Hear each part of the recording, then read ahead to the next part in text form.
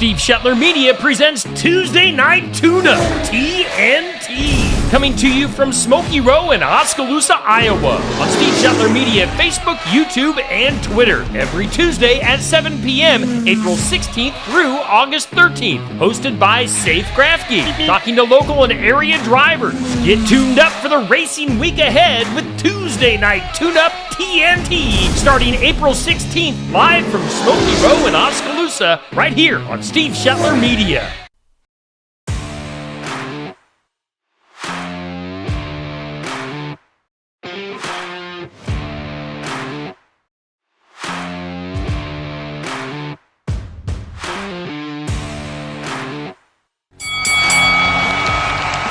And now, your hosts of the Card Subject to Change podcast.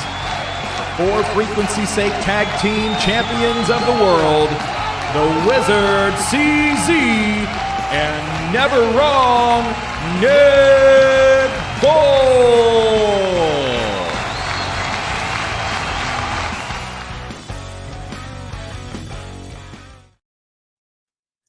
Hello, everyone. Welcome back to another exciting episode of the Card Subject to Change podcast, episode 114. If you joined us the other night for the late show, episode 113, we broke down WrestleMania Night 1. Tonight, it's Shankomania. We have back with us Brandon the Shank Eubanks. But before we talk to Brandon, I'm going to introduce you to my co-host, the Wizard CZ. Wiz, how you doing? I'm feeling magical, baby. We're talking WrestleMania. WrestleMania was magical, as I cannot wait to break down here. We're going to break down night 2 of WrestleMania and the Raw after Mania. Of course, tonight is our Shankomania Night 2 and Raw Spectacular, and it wouldn't be Shankomania without our special guest, Absolute Pro Wrestling's own Brandon the Shank Eubanks. Shank, how you doing, buddy? Dude. Yeah, right? I get so excited every time. I don't know why. My favorite is when I do it and I see all the little kids. Because my favorite thing is they miss, this is how we do it. Because it's the Shank, right? So I was the Shank. This is all I did. And then you got Bryce Jordan, the Golden God. So you put them together, you got the boys. So these kids. I started doing it because I seen you doing it. I'm like, well, that's what he wants to do. That's what we're going to do for the picture. Kids they'll do like this. They'll do just a pinky. They'll put their 2 fingers. I'm like, hey, whatever. Turn them to yourself. We're cool with it. Whatever you got to do, man. Whatever you got to do. God, I love those kids, man. That's my favorite part about it. Before we break down night 2, Shank, can we get your quick thoughts on night 1 and what you thought of that? Sucked. I hate to say it. I did not like night 1 compared to night 2. If we're being honest, I did not like that. Did not like the main event. I don't know. Maybe I was like, why are we wasting steps here? We all know what's about to happen. Why are we wasting steps? Let's just move on. Let's go to tomorrow. When him and Roman grabbed each other, I'm like, why? You remember when Raw wouldn't let 2 do this? It'd be a tag match, and we were all sitting there like, come on, just tag them both in. Tag them both. You don't want to fight Triple H. Just tag him in. And then we got they touched. And I was like, oh man, now what are they going to do tomorrow? Well, I mean, they killed it. I'm not going to lie, but. You're right. I mean, a lot of people didn't like night 1, but I think we're all in agreement here that night 2 was magical and was absolutely perfection. Hey, the dessert was so good. I said, screw it. It was a good meal. We're coming back to this restaurant. Hell yeah, you got me on the strawberry shortcake, mama. Woo. Your burger sucked, but whatever. Wiz, we broke down as a professional wizard. I think night 2 was just absolute magic. Mm-hmm. I feel justified that I can say that because, as my name says right here, the Wizard CZ. I'm not going to question you. Okay, Wiz, let me ask you, because we talked about, we broke down night 1 and we kind of were in agreement. The first 2 matches were okay.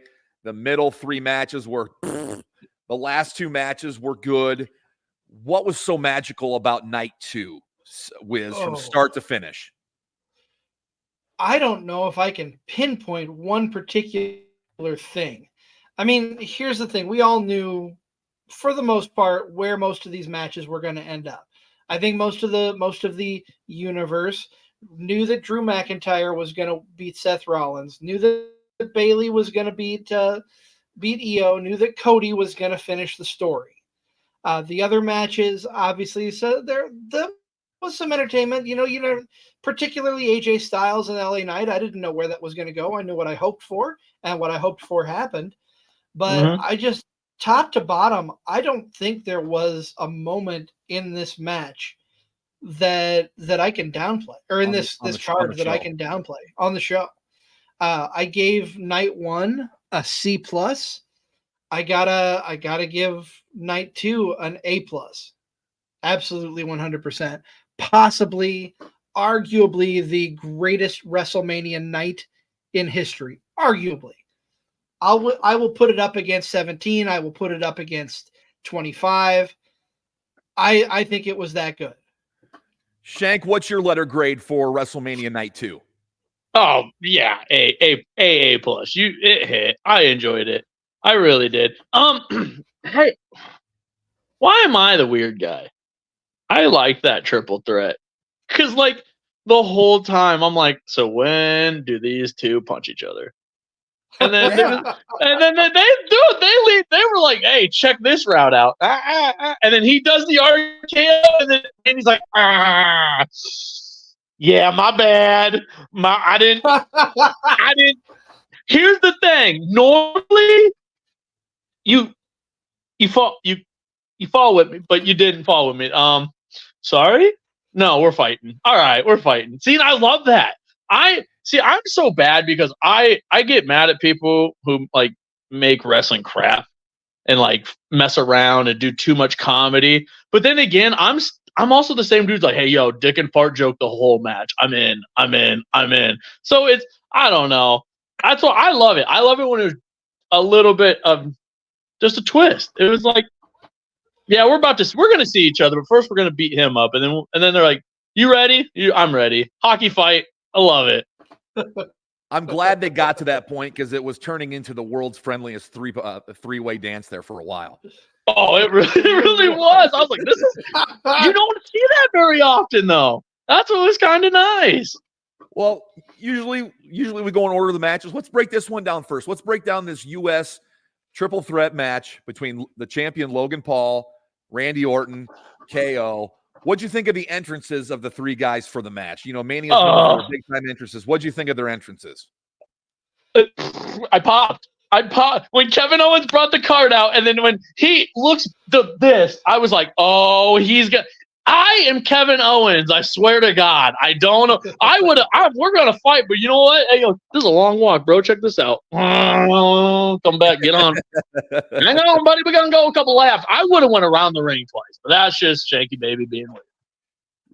Randy looked a little shaky on the back of that golf cart. Slow down, Kevin.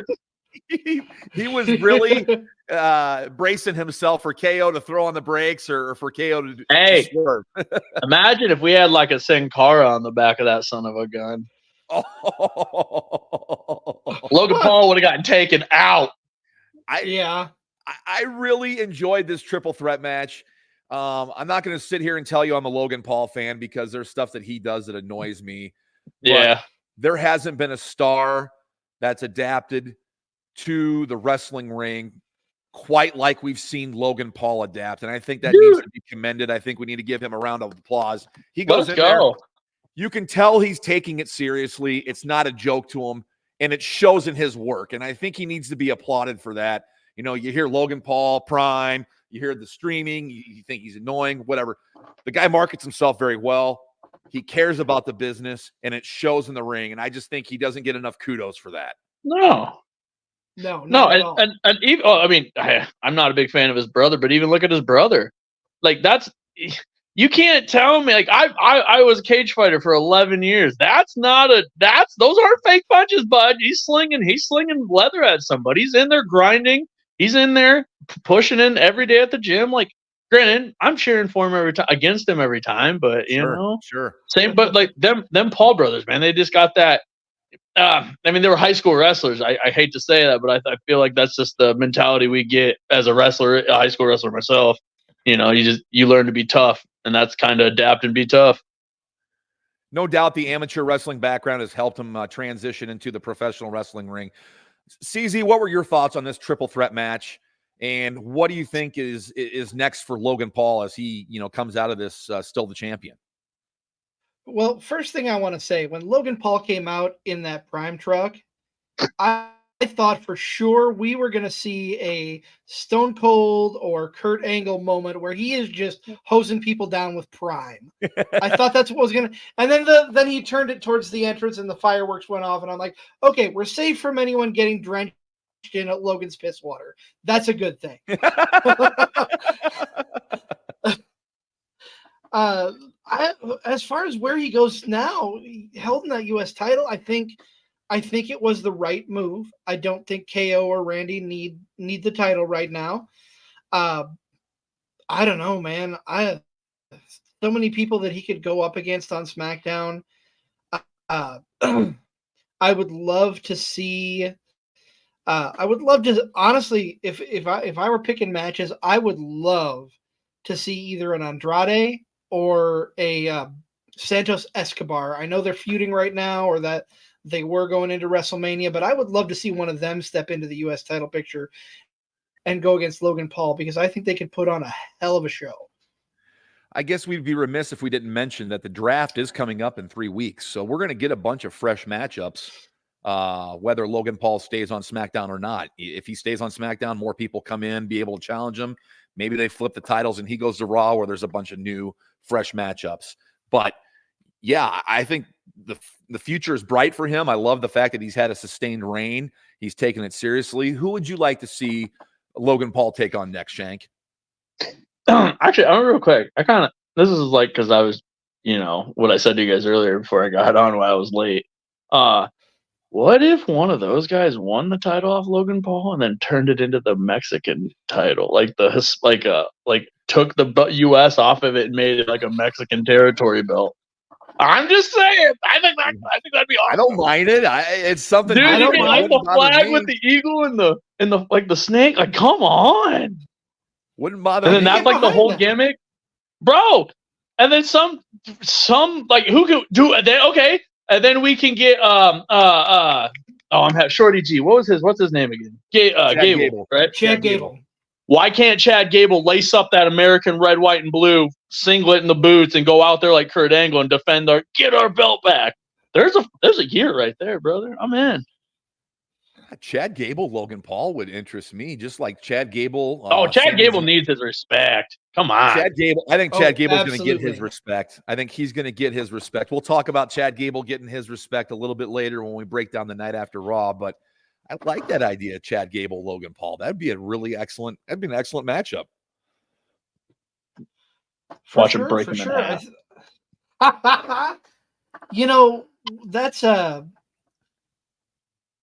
That makes me think, we'll talk. Well, no, never mind. We're gonna hold off, because Chad Gable, the interactions with Sami Zayn, that's on Raw. We're gonna wait. I'm trying to backtrack into night one. I don't want to do that.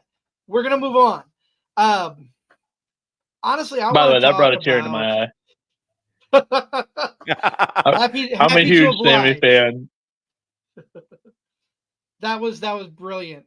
I want to talk a little bit about what everybody on paper that I've talked to thinks was the stinker match of the night. You guys know what I'm going to bring up here: the Pride versus the Final Testament. Let me start by telling you what I liked about this match. I liked the fact that Snoop was on commentary. That made my entire night, because there was one line. They were talking about his gin and juice line with Dre. He says, "I just was sipping on some before I came out." Michael Cole asked, "But that's the only one you've had all night, right?" Nah. That would be so big. You're right. This was probably on paper the stinker match of the night, but it followed such an emotional opener, which we'll talk about after this match, that it was the perfect follow-up to what happened in the opening contest and then the cash-in. All 6 of these guys were able to shine on this street fight. You had Bubba Ray Dudley in Philadelphia as a special guest referee. That got a good pop. I'll agree. I thought this match would have been the stinker on the card, but it really turned out to be a fun match. The crowd seemed really into it. By the way, I think the crowd was bummed out on night 1 due to the fact of the crappy weather. It got really cold in that stadium and it was windy. Night 2, the weather was much better, and it seemed the attitude of the crowd was much more into it. I think they probably dressed. They probably dressed a little better too. They're like, maybe not so much. Well, what did you think about this this street fight, Shank, between the Pride and the Final Testament? Did you think it held up? Do you think it did what it needed to do? Yeah, I mean, it's passable. That's how I look at it. I'm not gonna lie. Most of that time, I was looking down at my phone for that whole match. I was in one of those.